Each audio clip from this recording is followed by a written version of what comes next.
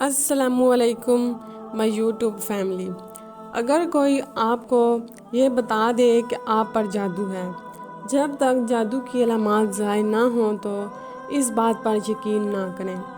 اگر آپ پر جادو کی نشانی ظاہر ہو چکی ہے تو آپ کو ایک ایسا عمل بتائیں گے کہ انشاءاللہ جس سے آپ کو جادو کرنے والے انسان کا چہرہ نظر آ جائے گا۔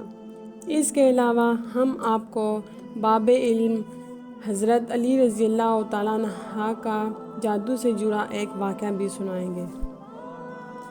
ناظرین، آگے بڑھنے سے پہلے ہم جادو کی حقیقت کو جاننے کی کوشش کرتے ہیں۔ دور حاضر میں خود کو ترقی یافتہ کہلانے والے بعض لوگ جادو کا انکار صرف یہ کہہ کر کرتے ہیں کہ یہ سب محض خیالی باتیں یا فرضی افسانہ ہیں۔ آج زمانہ کہاں سے کہاں ترقی کر گیا ہے، مگر نہ اس کا کوئی سائنٹیفک ثبوت ملتا ہے اور نہ ہی اب تک اس کی کوئی قابل قبول منطقی تشریح پیش کی جا سکی ہے۔ لہٰذا اس قسم کی جہالت کی باتوں پر کان دھرنے کی قطعاً کوئی ضرورت نہیں ہے۔ مگر ہمارے لیے اللہ تعالیٰ نے قرآن مجید کی سورہ فلق میں فرمایا ہے، اے محمد صلی اللہ علیہ وآلہ وسلم، کہہ دیجئے کہ میں صبح کے رب کی پناہ میں آتا ہوں ہر اس چیز کی بدی سے جو اس نے پیدا کی، اور اندھیری رات کی تاریکی سے جب کہ وہ چھا جائے، اور گنڈوں میں پھونکنے والے نفوس کی بدی سے بھی۔ اگر جادو کی حقیقت نہ ہوتی تو اللہ تعالیٰ اس سے پناہ طلب کرنے کا حکم کیوں دیتے؟ جادو انسان کے لیے ایک ناگہانی آفت اور مصیبت سے کسی طرح کم نہیں ہوتا۔ یہ اکثر انسان کی خیالی اور دماغی قوت پر اثر انداز ہوتا ہے، جس کے بگڑ جانے سے انسان کا اندرونی نظام خراب ہو جاتا ہے، اور یہی جادوگر کا اصل مقصد ہوتا ہے کہ جس پر جادو کیا جائے وہ اعصابی نکارہ رہ جائے۔ جادو دراصل نفسیاتی عمل ہے جو نفس سے گزر کر جسم کو بھی پوری طرح متاثر کرتا ہے، جیسا کہ رونگٹے کھڑے ہو جاتے ہیں اور بدن میں کپکپاہٹ سی ہوتی ہے۔ امام ابن قدامہ فرماتے ہیں کہ جادو قتل اور بیمار کرتا ہے، مرد کو عورت سے دور رکھ کر جدائی پیدا کرتا ہے، ایک کو دوسرے سے ناراض اور غصہ ور بناتا ہے، یا دو انسانوں کے درمیان محبت پیدا کرتا ہے۔ آج کے دور میں جادو کی کئی شکلیں ہیں۔ پرندوں کو اڑا کر فال نکالنا، زمین پر لکیریں کھینچنا، علم نجوم، گنڈیں کرنا، پھونکے مارنا، سوئیاں چبھونا وغیرہ وغیرہ۔ حضرت امام ابو حنیفہ کی نظر میں جادوگر مرتب سے بھی بڑا مجرم ہے۔ وہ کہتے ہیں کہ ایک مرتب کا جرم صرف اس کی ذات تک محدود رہتا ہے، لیکن جادوگر کی وجہ سے پورا معاشرہ تباہ ہو جاتا ہے۔ جادو کا اتنا بڑا گناہ اس لیے ہے کہ اس میں براہ راست شیطان یعنی کہ ابلیس اور اس کی اولاد سے مدد مانگی جاتی ہے۔ جو منتر پڑھے جاتے ہیں ان میں اللہ اور اس کے رسول کا انکار اور ان کی شان میں گستاخی کی جاتی ہے۔ ابلیس یا اس کی اولاد کو مددگار مان کر ان سے مدد مانگی جاتی ہے۔ سخت ترین جادو میں تو نعوذ باللہ قرآن پاک کو الٹا لکھا یا پڑھا جاتا ہے، یا حرام اور غلیظ سیاہی کے ساتھ لکھا جاتا ہے۔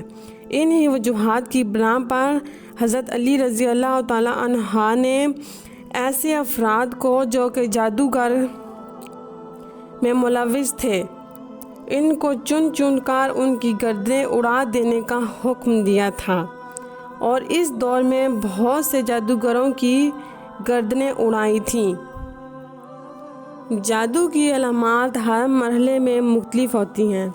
جادو جب ابتدائی مرحلے میں ہوتا ہے تو اس کی سب سے بڑی نشانیاں یہ ہیں: درندے، شیر، کتا، جنگلی جانور، سانپ، بچھو، چھپکلی، بلی، پانی کے جانور، بڑا گوشت دیکھنا، بندر، بیل، نیند میں رونا، چیخنا، ہنسنا، آوازیں دینا، جھٹکے لگنا، کسی کو اپنا پیچھا کرتے دیکھنا، خوف زدہ ہو کر بھاگنا، ڈراؤنی شکلیں دیکھنا، خود کو بلند جگہ سے گرتا دیکھنا، نیند کا کچا ہونا، رات کو نیند کا نہ آنا، انسانی غلاظت دیکھنا، قبریں اور مردے دیکھنا، کھنڈرات میں خود کو دیکھنا، ویران جگہوں پر خود کو دیکھنا، سوتے ہوئے دیکھنا کہ کوئی چیز کھلائی گئی ہے اور جاگنے کے بعد محسوس کرنا کہ کچھ کھایا ہے، یہ جادو کی ابتدائی علامات ہیں۔ جب یہ ظاہر ہوں تو آپ سمجھ جائیں کہ کسی نے آپ پر تازہ جادو کیا ہے۔ اور ابھی جو علامات بتانے جا رہے ہیں وہ علامات انتہائی سخت ہیں۔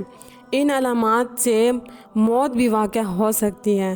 جب یہ علامات ظاہر ہوں تو آپ نے کیا کرنا ہے، اس سے کیسے بچنا ہے، اس کا مکمل طریقہ آپ کو ضرور بتائیں گے۔ جاگنے کے بعد جسم کا درد کرنا، تھکاوٹ محسوس کرنا، چھوٹی چھوٹی باتوں پر شدید غصہ آنا، اور اگر غلطی بھی اپنی ہو تو اقرار نہ کرنا، رشتہ داروں، گھر والوں، دوستوں، احباب سے بلا وجہ اچانک بڑے جھگڑے پیدا ہونا، بہت زیادہ شکوک پیدا ہونا، ازدواجی معاملات منقطع ہو جانا، گھر والوں، بیوی، بچوں، والدین، بہن بھائیوں سے نفرت محسوس ہونا، نماز، قرآن اور اذان سے کراہت اور تنگی محسوس ہونا، دین کے بارے میں کفرانہ خیالات کا آنا، مسجد جانے سے گھبرانا، دل کا تنگ پڑنا، جسم میں کٹ لگنا، خون کے چھینٹے گرنا، جسم پر بال نظر آنا، بہت سخت بدبو کا محسوس ہونا، منہ سے یا جسم سے ایک شخص کی نہ چاہتے ہوئے بھی غلامی کرنا۔ ایسا جادو عموماً کسی لڑکے یا لڑکی پر شادی کے لیے کیا جاتا ہے۔ ایسا محسوس ہونا کہ کسی نے سوئی چبھوئی ہے، اس کی تکلیف کا محسوس کرنا۔ اگر مریض جسمانی طور پر بیمار ہو اور ڈاکٹر اس کی بیماری کے بارے میں کوئی حتمی رائے نہ دے رہے ہوں، ہر ایک کی مختلف رائے ہو اور رپورٹس کلیئر ہوں، تو یہ بھی جادو کی نشانی ہے۔ بعض دفعہ میاں بیوی میں مشترکہ نفرت کے بجائے یک طرفہ نفرت کا عمل کیا جاتا ہے۔ اگر میاں پر جادو کیا گیا ہو تو وہ بیوی سے نفرت کرنے لگے گا، اگر بیوی پر ہو تو وہ خاوند سے نفرت کرنے لگے گی۔ کسی وقت میاں بیوی اس سحر جال سے باہر آتے ہیں تو اسے محسوس ہوتا ہے کہ میں یہ کیا کر رہا ہوں، لیکن بعد میں وہ بے اختیار دوبارہ وہی حرکت کرتا ہے۔ یہ ساری علامات ظاہر ہوں تو تب آپ پر جادو ہے۔ اب آتے ہیں کہ اسے ختم کیسے کرنا ہے۔ جب یہ علامات ظاہر ہوں تو کسی عامل کے پاس، کسی پیر کے پاس یا کسی مولوی کے پاس جانے کی ضرورت ہرگز نہیں ہے۔ آپ نے اپنے گھر میں سورہ بقرہ 10 بار ختم کر کے کسی پانی پر دم کر دیں، اس پانی کو سب گھر والے نہار منہ پی لیں، انشاءاللہ جسم کے اندر سے موجود جادو پیشاب کے آتے ہی ختم ہو جائے گا۔